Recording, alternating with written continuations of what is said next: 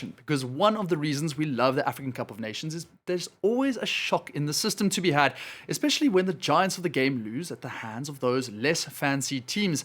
Already in this edition, defending champions Algeria crashed out after losing to Equatorial Guinea 1-0. Comoros stunned Ghana 3-2 to knock them out of the group stages, while Gambia managed an historic 1-0 victory over both Tunisia and, more recently, Guinea.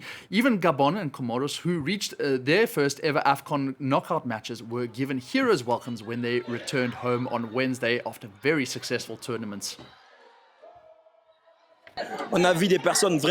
We saw real Panthers on the field, and they honored their nickname. We don't care about the final result. We expected 3 defeats in the first game, and they are eliminated without defeat in regulation time. We want to say that we are proud of our team, very proud. We played like men. We were all put in the way.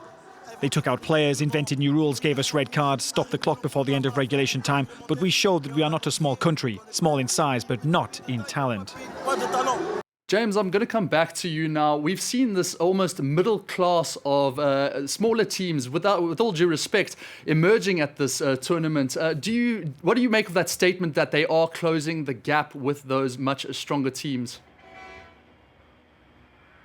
Well, I mean, that is clearly what is happening here. And one of the things that we're hearing a lot in Cameroon is il n'y a plus de grande équipe. There's no major team out there. The favourites, as we've seen, haven't delivered as we thought they would. Algeria crashing out. And Senegal, once again, whilst they've put on the efforts that they needed, they haven't shone as we'd like to have seen them. Cameroon perhaps have been more impressive on that side. Vincent Aboubakar, the top scorer in the tournament so far. But clearly, there is a challenge coming from a lot of these smaller teams. Comoros, unfortunately for them, were not in the ideal conditions to play Cameroon in their round of 16. But the Gambia, as you mentioned, a fairy tale that continues. And they've managed this playing very defensively and clearly counting on the counter-attacks and some very late goals. Some late goals that do throw the crowds wild over here. And as we know, we've seen so many of these goalless draws,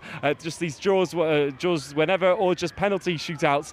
And these are sometimes the most exciting bits of the game, to be honest. And that was the case today anyway for Equatorial Guinea. It was really the point that we could remember from the match. But, I mean, when we see things, perhaps this defensive play is what's working, because Senegal, whilst I'm saying they haven't shone, well, they've yet to let any goals in from their side. And as we know, that's a massive point for any team heading into any football tournament that can go very far. So challenges, as we see once again, and tonight, that continue here in Cameroon. Let's see how far they go, but they will, at some points, perhaps, when they come up against some of these more attacking teams, have to change some of their tactics and try and get that winning goal to try and then seal the game and just perhaps sit back a little bit more and then just be able to defend from thereafter.